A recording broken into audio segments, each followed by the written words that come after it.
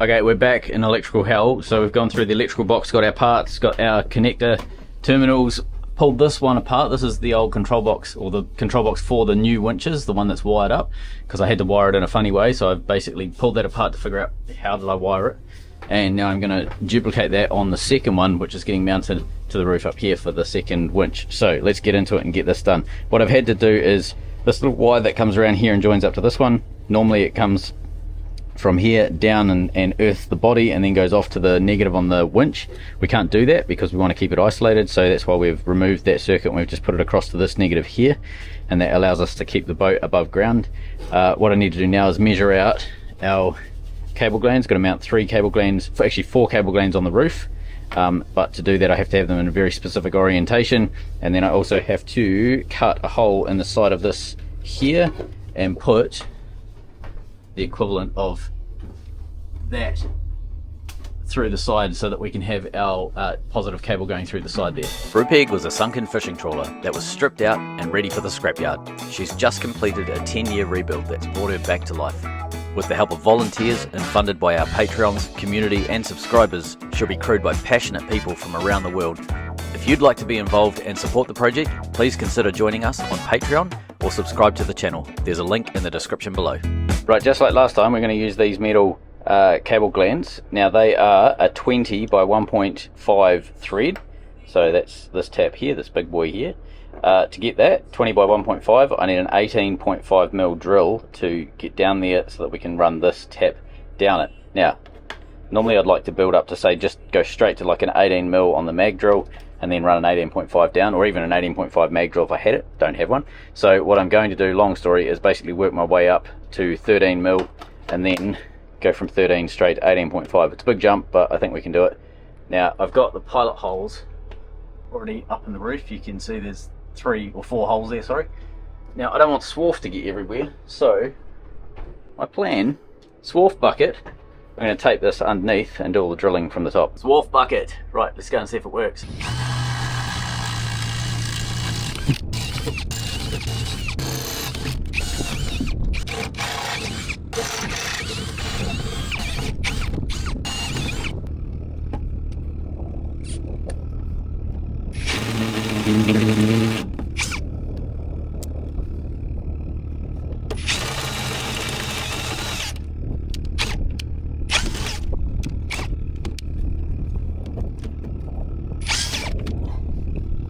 Yep.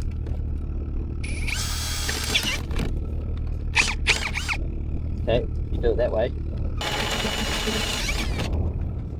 Ow.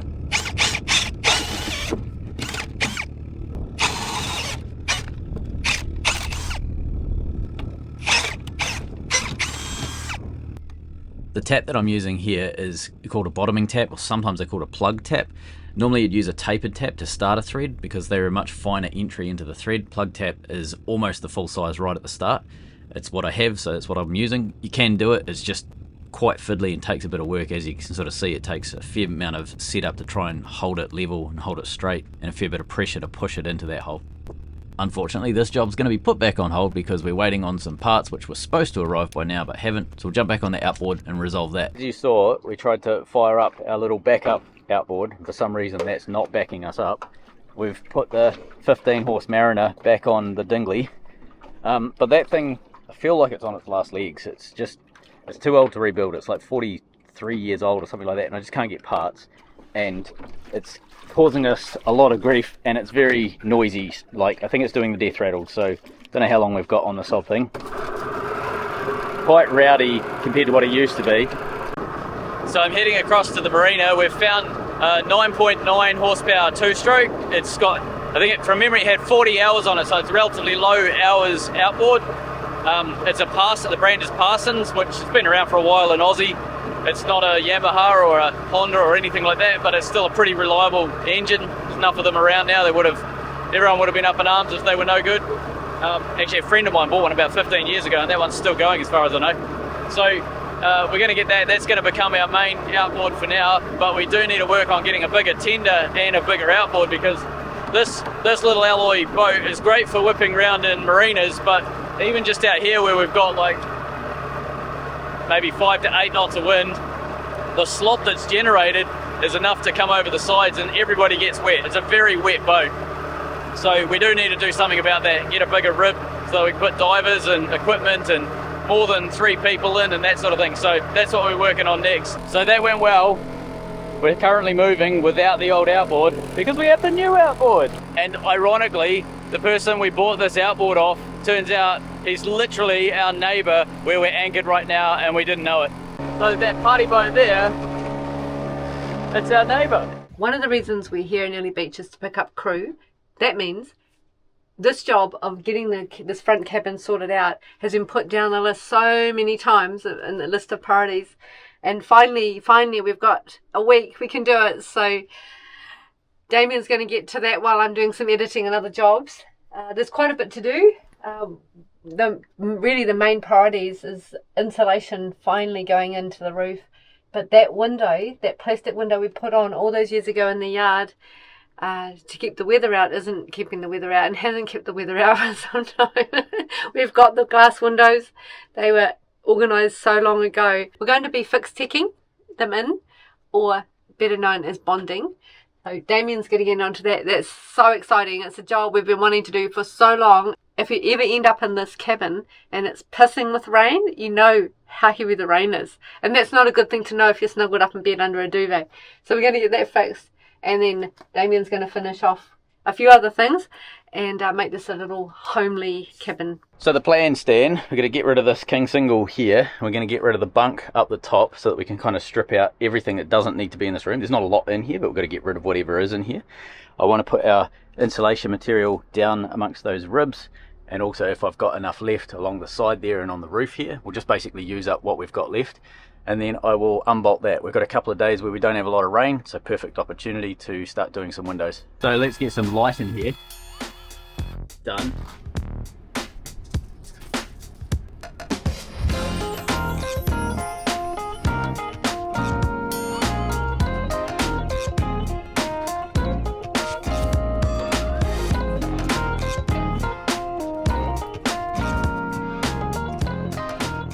Alright, now we've got room stripped out, so we need to rip this window off. Now, this is 12mm perspex that we put on years ago, maybe 10 years ago now. And the sealant that we used around the edge, don't know what it was a long time ago, it's failed. You need to unbolt this and then knock whatever last remaining sealant that's holding this on, knock that off, give it a clean up. We're putting the window on the outside, but we just need to give this a clean up so that it's easier now with when the window's taken off to deal with that. Yep.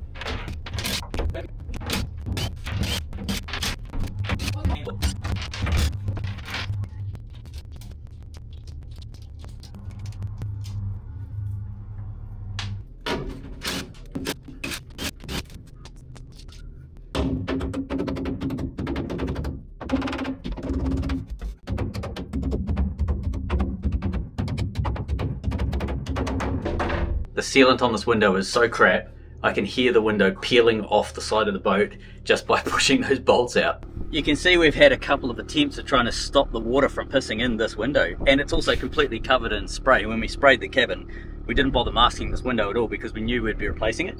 So this window is not actually see-throughable at the minute. So it's going to be nice to have some glass in this cabin finally.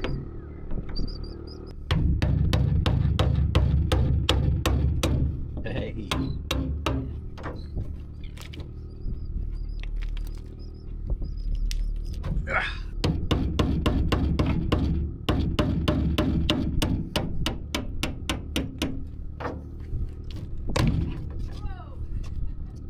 So we're going to take the window out in pieces. Oh, that's see-through, we'll just leave it there.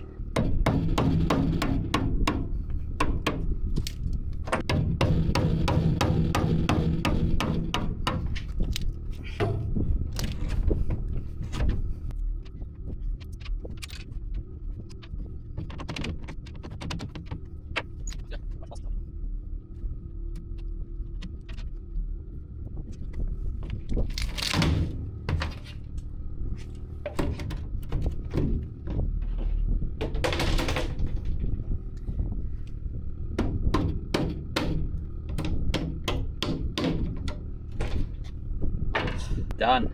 There we have it. A decade worth of water damage seeping into that bottom sill there. So I'll go through the needle gun and clean all of that up as best as I can, and we'll get some 2-pack etch on that, let it dry, and then we'll bond to the new 2-pack paint.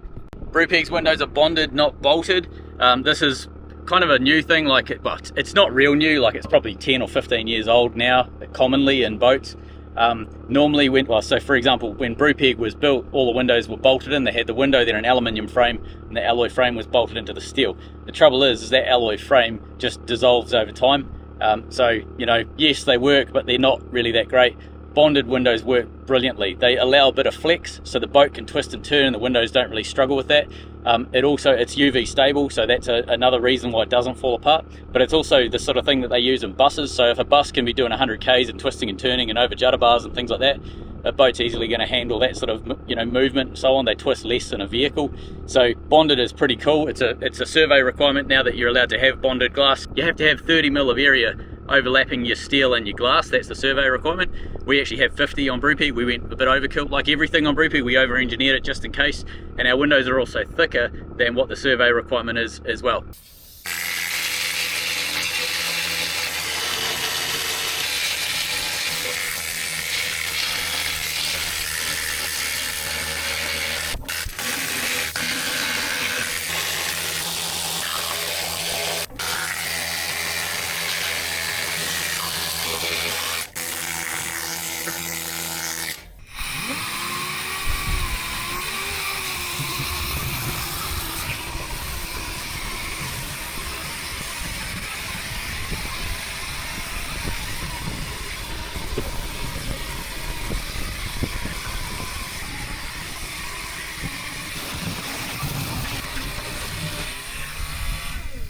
So that's the window taken back. The rust is now sort of gone, like where it was. There's nothing loose anymore in those areas. The sander Dame was using on the window died an honorary death, and the cat took a real liking to it.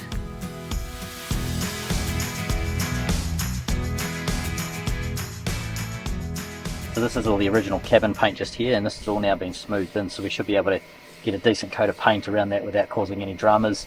Any loose bits have been dealt with. First part is going to be a spot of Jodomastic 90. This is a 2-pack epoxy etch. This is what we use on all of our bare steel or any of our priming surfaces, and then over top of that we put a polyurethane. It's either a wattle product or Jotun, depending on what we can get. They're both compatible with each other, but sometimes it's a bit hard to get one or the other.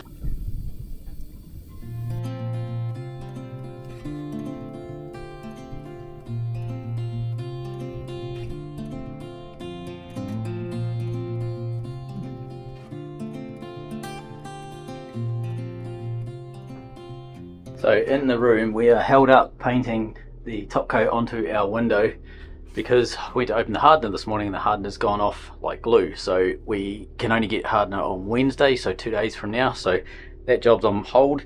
What I am doing is using up a bunch of our old polystyrene insulation. I'm going to start cladding up the walls and get them looking a bit more like this. It's normally about here people get nervous about using polystyrene as an insulator, but we have a little video for that. The last episode that we put out on our channel was about putting polystyrene into Brupeg as an insulating material.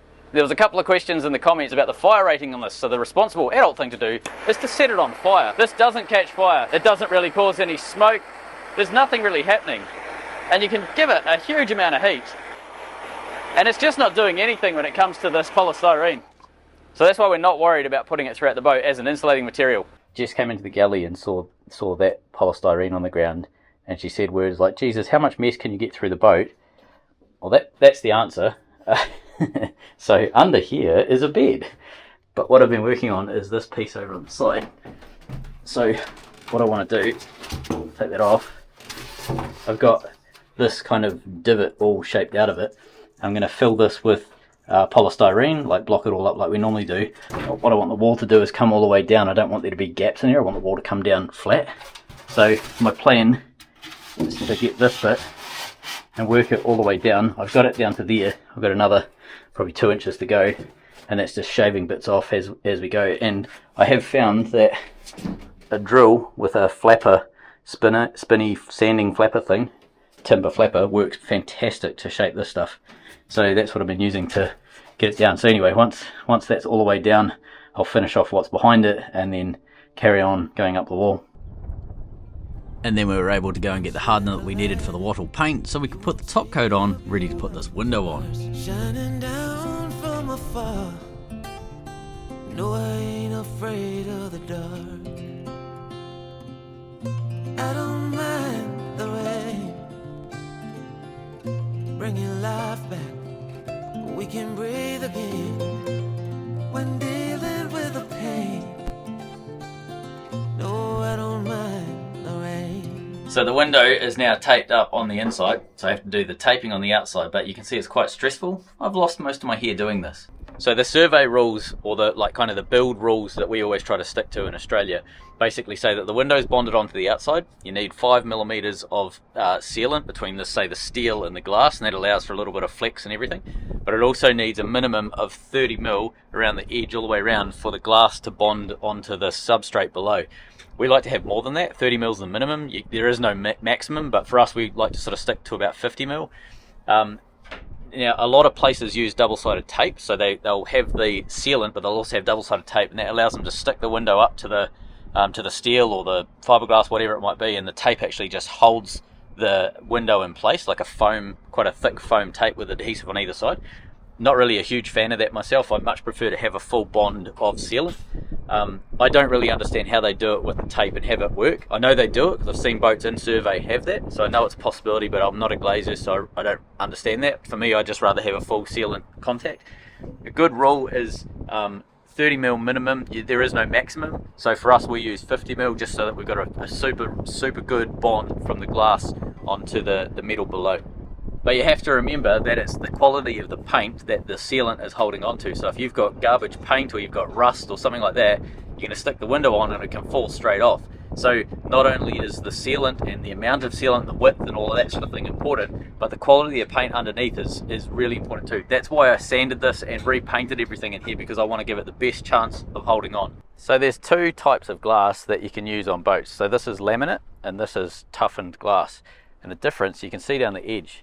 If I come in really close, let's see if I can get a close up. You can see basically there's two layers of glass sandwiched between something. That something is a small piece of plastic film, and essentially if you smash this, it's not as strong as toughened, but basically the benefit of this is that if you smash it, it won't shatter into a million pieces, because that film that's in the middle will sort of hold it together and it'll keep it like a floppy sheet of glass, so it's a bit more safer, from shattering risk.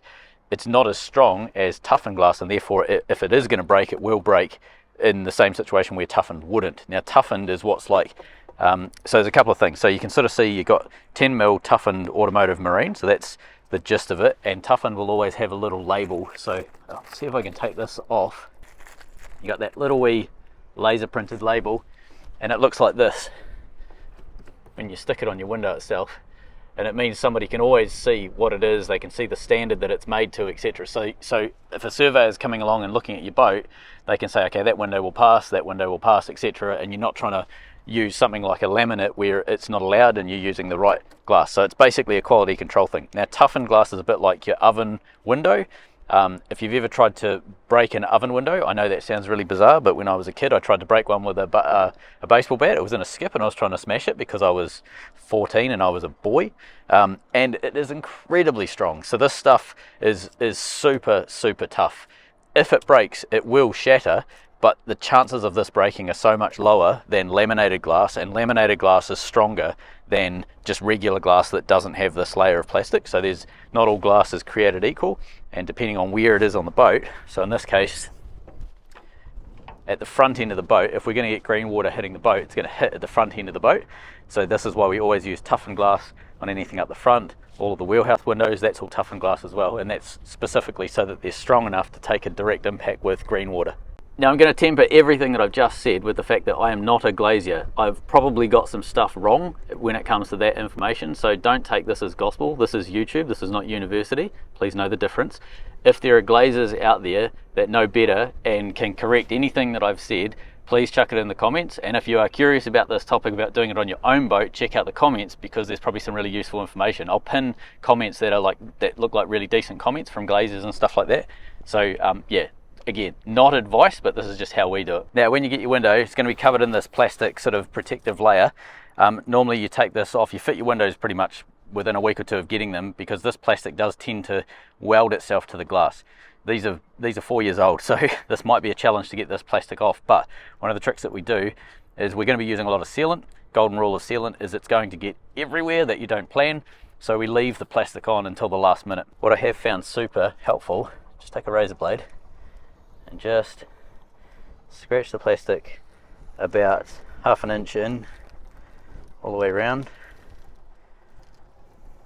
like so, and then you can peel that back, revealing the edge. You won't scratch the glass. You can see there's no scratch whatsoever because I'm very, very light touch. Just needed to break the plastic, and then take that off all the way around, and we're going to leave the center in. This blue is the plastic I've basically cut back. That sort of, I'll cut back a bit more on the top there, but I've cut all the way around. There's like a gap where I can see clear glass, so I want that so that I can actually put some tape on there, and I'm going to leave the plastic in the middle to protect the middle from getting sealant and whatever on top of. The tape is on, and if you look closely you can see it's basically all going in one direction. So I started from one corner, kind of worked my way all the way around with the tape going in exactly the same direction, and then I covered up that big sort of area I pulled off to show you the label earlier. But you can see the tape itself is overlapping the corners by quite a bit. So and then there's a trick I do is I actually peel back, this is where I started, I peel back, fold it over, and then overlap it a little bit. So when I go to take the tape off later, you can just pull this, and it will, because this layer is under this, which is under this, which is under this, etc., it'll peel the whole lot off in one go. That was a trick a viewer mentioned in the comments probably a couple of years ago now, but that's an awesome little trick that we've been using on windows ever since. And the flippy over tape thing just makes it really easy to find where you've got to start your line from. Now the reason why I've overlapped the corners, if I fold that down like that, you can sort of see where the edge of the glass is all the way around. You sort of see there's a nice crisp line there. This glass has a 45 on the edge, so it's not just a straight cut, it's a straight cut with a 45 chamfer on the top and on the bottom. Now what I want to do is get my razor blade, nice new sharp razor blade, and I just actually work my way around the top of that chamfer all the way around, and basically what that does is I end up with a perfect line right the way around. So I just follow that on all four corners, so I'll get that done. And the trick when you're cutting these corners off, fold it down like that so that the tape itself is really nicely stuck down to the flat surface of the glass, and then because we're pulling our tape off from this direction and going around, cut from the same direction. So if you go around and do that cut like that, you can end up just basically peeling it off the whole way around. Makes it real easy. And there you can see that crystal clear line all the way around, so when we put our sealant on, it's going to go up to that edge and no further. At this point we need to mark onto the boat, so hold the window where it's going to be, put a mark around onto the substrate you're going to be gluing to. Good there, you happy? Yeah. Fast. Yeah. Well, yeah. Okay, cool. Hard. I remember that about this. All right, so now we've got to get the inside. I'll climb in, eh? After a bit of faffing around, we've got the window sitting there with a block of wood.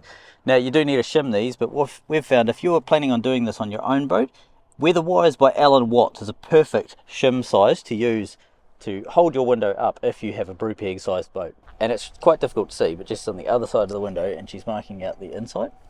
So we're marking it out onto the plastic, and this is so that we can cut the plastic and get the tape on in the right location. You'll see why in a second. You want to mark it as close as you can to the steel glass intersection, and you're going to cover that up with sealant soon. So now that we've got the black line marked on the inside, there's a couple of things you have to do in a specific order in order for this to work. So what we want to achieve is a nice bead of sealant coming out over where this black mark is. But if I take the plastic off, I'm going to lose where that black mark is. So I actually cut right down the center of that black line, and then I cut about half an inch back from the black line on towards the inside of the window, and then I tape about 1/4 inch over that. So I'll end up with about 1/4 inch or 6 mil between the black line and where the edge of the tape is, right the way around. And then I can peel the plastic off the outside, so taking the black line off. This will all make sense when I do it, you'll actually see what I do, but what I end up with is clear glass here, tape here, and then plastic on the center here, so that then when we fit the window over here, doesn't matter how much sealant we squeeze around, because you will end up with a lot of excess sealant. Doesn't matter how much sealant we squeeze around, we can actually dump it onto the plastic in the middle here. You end up with a big pile on both the inside and the outside of the window when you've smoothed it all out, and then you can peel the plastic off and you've got a beautiful window. You can see Jess is creating a nice uniform tape line with the blue tape about half an inch out from that black line right the way around, and that's so that when we smooth the sealant out, we've got a nice 45-ish chamfer going from the boat up to the window, and that actually helps protect the edge of the window, which is the weakest part of toughened glass. So if you do end up hitting the window, you generally end up hitting the bonding agent as opposed to the glass itself. And now that I've got this line marked out, I've run around with a knife and cut right down the centre line of that black line. I've also cut in about an inch roughly, so I should be able to get it loose somewhere and peel a strip out of the middle here. There we go, just like that. By removing that, it allows the tape to go onto the glass. We know exactly where it is in relation to that black line, and then we can then take this outside lot off and we're ready to go in terms of where the glue is going to go. So then now that I've put the tape around the inside, I can still see the black line, but I've overlapped. You can see there's like some messy corners and stuff here with these edges. I need to go around with the knife and just do a nice smooth arc on all of those corners. Once I've done that, then I can peel this outside piece of plastic off, and we're left with a nice internal tape line, internal plastic. That's it. So you end up with a nice sort of band of glass to put your sealant on, but you've got a really good crisp clean line for your tape. So when you peel your tape, and it's all in one direction as well, so when you peel that tape, it's all going to come off. It also takes that plastic in the center off, and I've also, there was a few little holes in the plastic, so I've taped that up so that when we smear our finger around this edge, which you'll see us do soon, that allows us to dump all the excess in the center. And when we peel that middle off, we don't have to have like a board to get rid of the rubbish. It just makes it easy while you're working on it. Just doing a scouting run into town.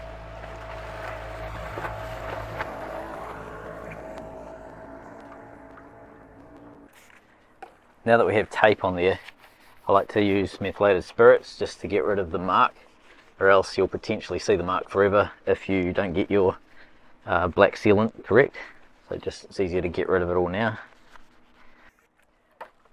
Quite like methylated spirits because it's not really that harsh. Like if you use say acetone, you might end up damaging your painter's tape.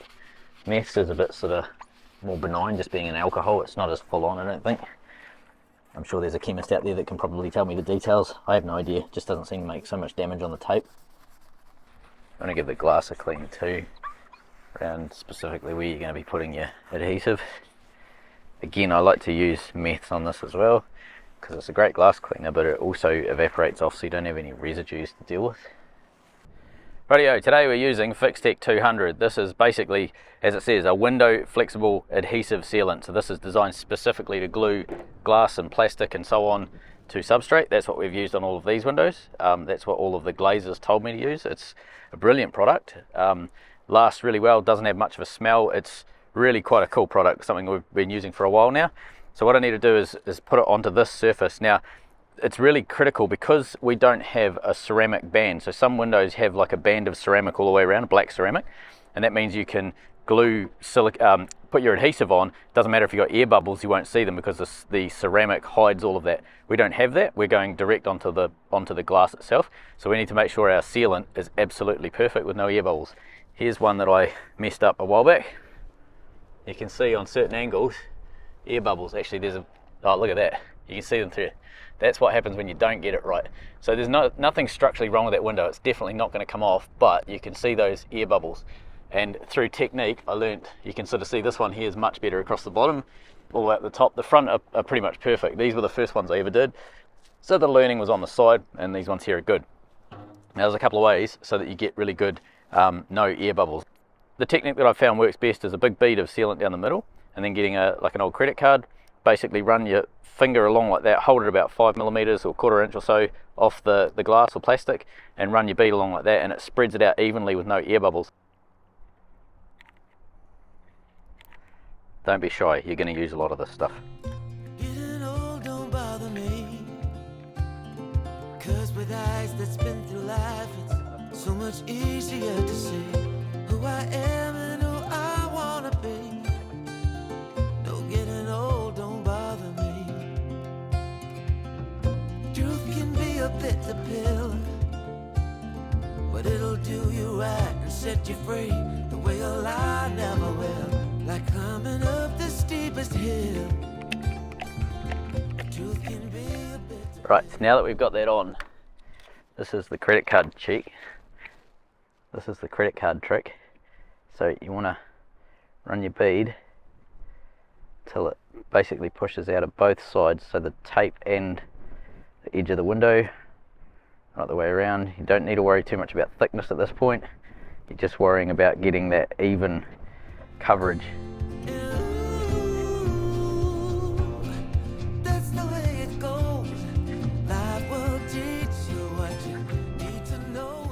You kind of see how much you end up using. It's a lot, and you've got to have a gap, like a 5mm gap between the glass and the steel, so you end up with big amounts of this stuff going everywhere.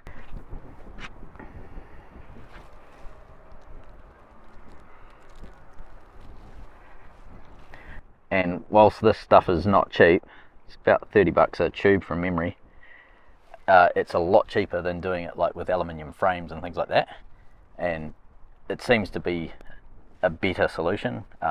Again, if you're a glazer and you know different, tell me, would love to learn. But it's what I'm seeing a lot of the commercial boats do, is this type of thing.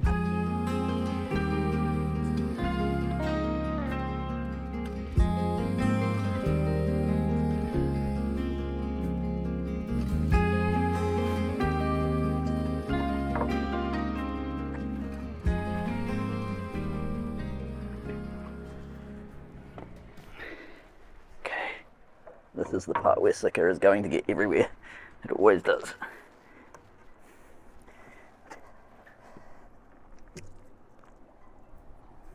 And this is why I like to leave the plastic on the window as long as possible, because this bit gets really messy.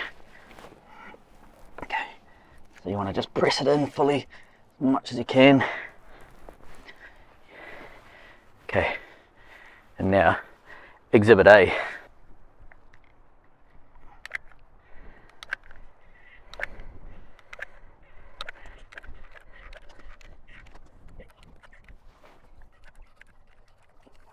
So toughened glass has pretty good strength qualities in every direction except for sideways. So if you tap like right on the edge of toughened glass, it's not very strong.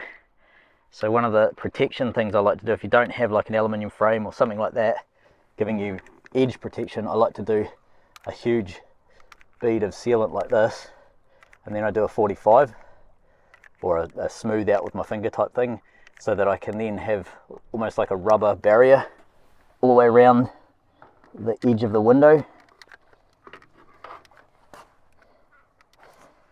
And again, you're going to use a heap of this stuff, and it is going to go everywhere, and that's why I like to have, see that massive amount of excess. The center of the window is great because you can do that.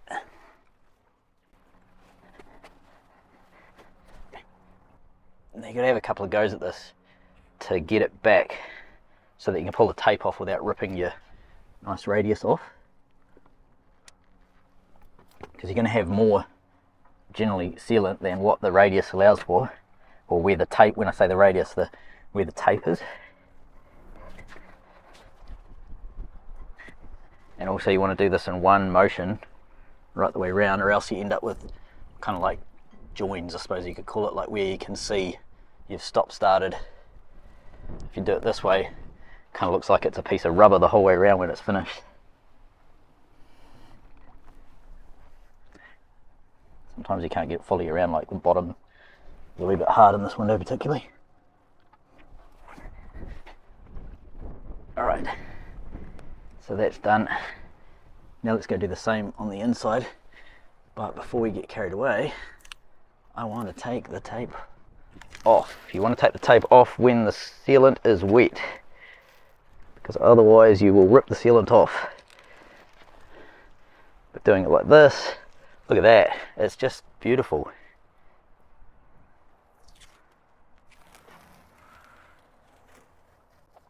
All that excess and over use of sealant, whatever, is sort of all on the tape and not really causing any problems on the paintwork and things like that. Now, I'm not worried about the edge on here because I can clean that up with a razor, so let's go and get the inside done. It's been about maybe an hour or so since I put this on, and you can see it's no longer tacky anymore. I like to just get my razor blade and gently run around the edge like that. I'm not actually trying to cut anything. All I'm trying to do is make sure the tape is clear from the sealant, because when I pull the tape off in 2 seconds, I don't want the tape to try and rip the sealant or anything like that. So all I'm trying to do is create this little blue line right on the edge. Probably can't see it in the camera, it's a bit too fine, but essentially by just scraping around like that, right the way around, I create this weak spot right at the edge of the tape, so when I pull the tape off, everything comes away cleanly. Right.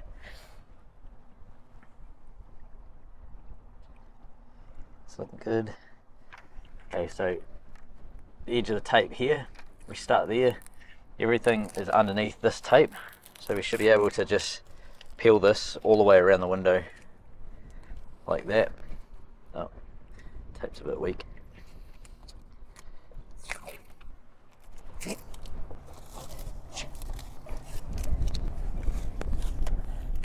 Again, super handy having the big piece of plastic in the middle, because it's a great place to just stick all your rubbish.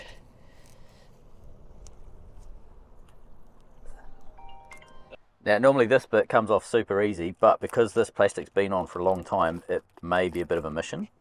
Yeah, it's already starting to peel and rip.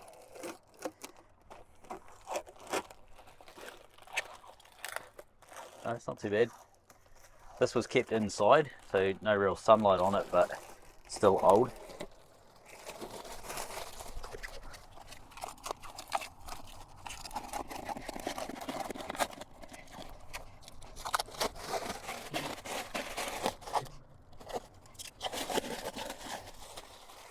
Alright, let's get the inside cleaned off. Now, I didn't show previously the process of putting the sealant on the inside. It's basically exactly the same as the outside. You just allow that sort of squeeze to come through, and then you smear it around with your finger really nicely.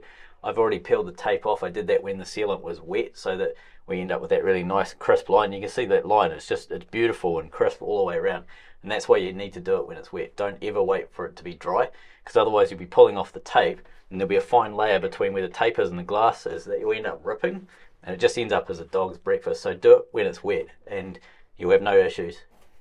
In saying all of that, I don't mind doing this section when it's drier. So because we've smeared it so that it's so thin on that edge, you don't have any issues if you do that, which is exactly what we're seeing. It's coming off really clean and easy.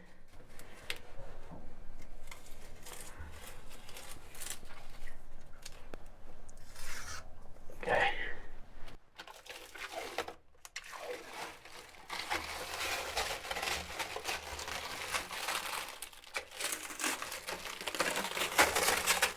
Right, that sticker is on the outside. All those marks and things you might be able to see, that's from leaving the plastic on. That's the downside of that. But once that sealant is fully dried, I'm going to go around with some methylated spirits and give this window a really good clean, and that'll clear off all of those marks, and it'll be crystal clear window. With the window now on, it's time to start gluing some of these panels in and get the insulation moved along a bit more. I'm staring through your window, looking up at the stars, up at the stars. I'm caught inside a loop where I can get to your heart, get to your heart. Ooh, you're letting your fears take hold, let them take control. I've run out of glue. I've got basically the bottom row, those groups there in, and then there's some areas where I'll foam, because obviously we need to fill up the gaps. This one here is packed to the deck, these ones here are packed to the deck, and there's a few bits and pieces over the back that I'll pull out once that glue's dry, so like an old tube of sealant over the back that's just using that as a clamp. Got these guys clamped in, that one there, that flat panel, that's all glued down. As soon as I've got those clamps out, I'll make the piece that goes in here, seal that up as well. And then you can see there's a gap just there, but I've filled in right the way to the top. There was a gap there. Windows on, this one up here is glued, but I've run out of glue, so I'm sort of stopped at the moment on the insulation. And then there was glue.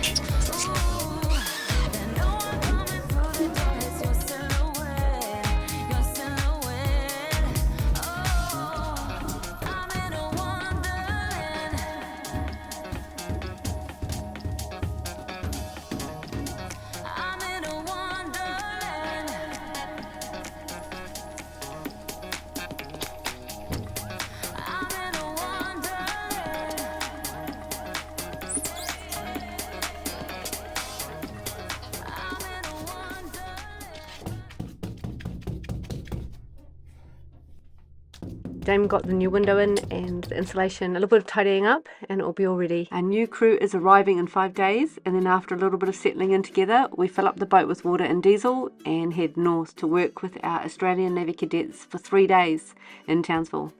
See you soon. It's like summer skies.